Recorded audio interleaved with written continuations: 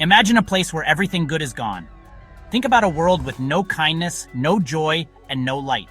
This is the simplest way to begin to understand what hell is. It's not just a place with flames, but a state of being completely and forever separated from God.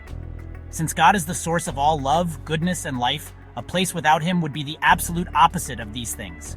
It would be an existence filled with deep sadness and regret, a profound emptiness that nothing can ever fill. The Bible describes it this way to help us see the seriousness of being cut off from the Creator of our very souls. Jesus, who spoke so much about love and forgiveness, also spoke about hell more than anyone else in the Bible. He did this not to scare us without reason, but to warn us out of a deep and abiding love. He wanted everyone to understand the immense importance of the choices we make in this life. He described hell as a place of weeping and gnashing of teeth, a phrase that paints a picture of intense sorrow and profound despair. These are strong words, chosen carefully to wake us up and help us see that our path has an eternal destination, and He desperately wants that destination to be with Him. The very idea of hell can be difficult to think about. Why would a loving God create such a place? The Bible teaches that hell was not originally made for people. Jesus Himself explained that it was prepared for the devil and his angels, those who chose to rebel against God's goodness from the very beginning. It represents the ultimate and final consequence of rejecting love and choosing darkness. It's the end of a road that turns away from the light. God's warnings are like a sign on that road, pleading with us to turn back before it is too late and find our way home to Him. So when we consider this difficult topic, we must see it through the lens of God's immense love. His warnings are not threats from a distant king, but heartfelt pleas from a loving Father. He is showing us that our choices have real, lasting weight. He is pointing out two very different futures and inviting us to choose the one that leads to life, joy, and eternal togetherness.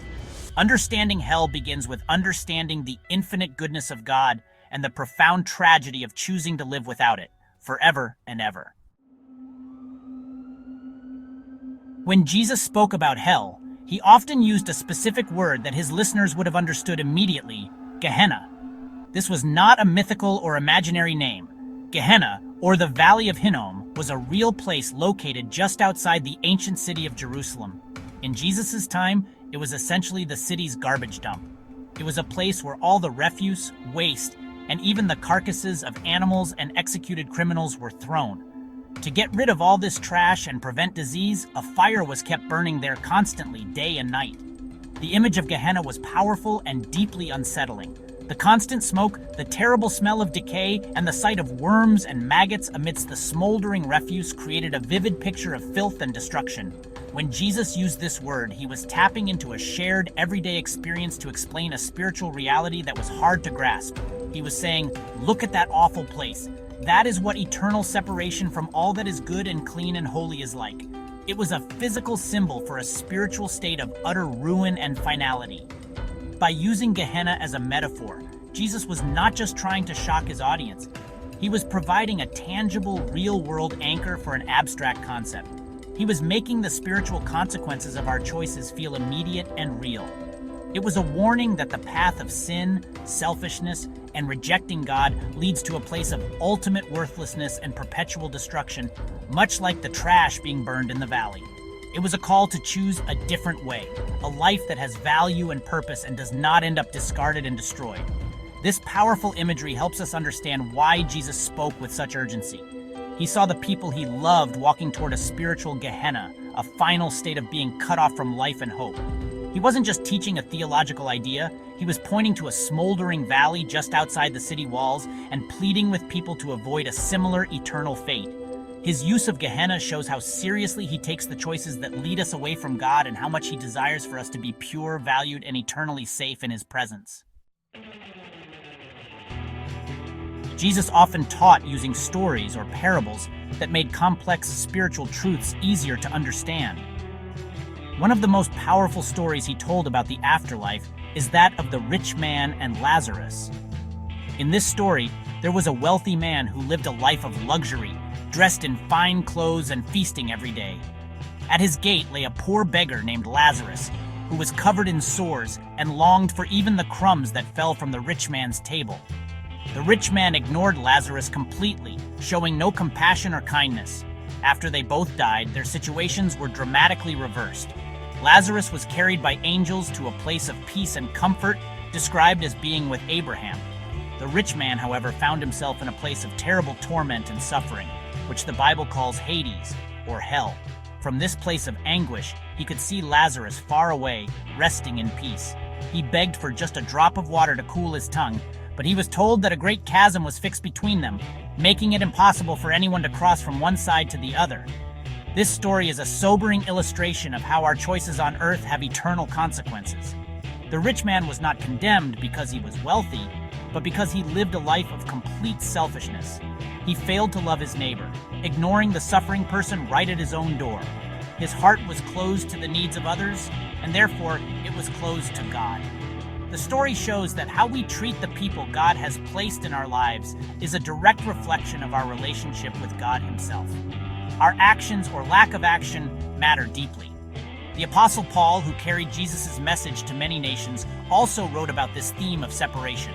He warned those who did not know God and refused to obey His good news that they would face a dire outcome. He described this as never-ending destruction away from the presence of the Lord. This echoes the same core truth.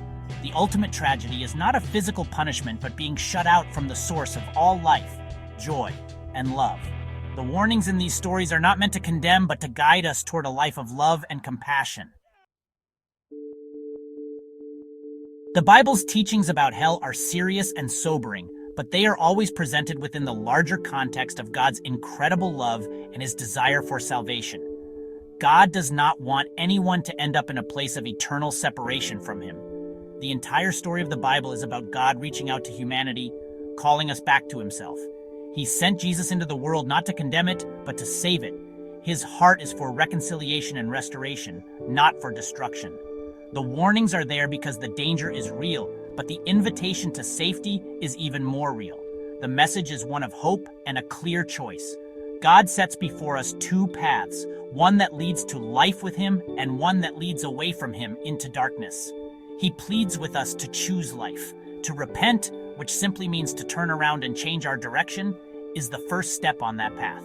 It means turning away from selfishness, pride, and indifference, and turning toward God's way of love, kindness, and humility. This choice is available to every single person, no matter what their past looks like.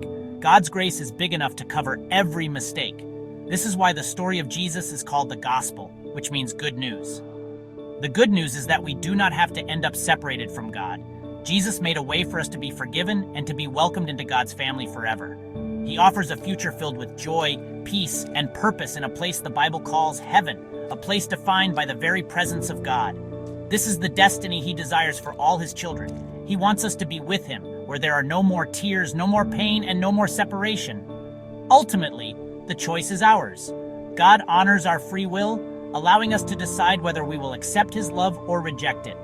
The concept of hell stands as the solemn, logical outcome of a life spent rejecting the source of all goodness. But God's deepest desire is that we would choose Him. He wants everyone to experience the fullness of His love and the unending joy of His presence. He invites us to choose a life of compassion and faith, a life that leads not to a valley of ashes, but to an eternal home filled with His light and love.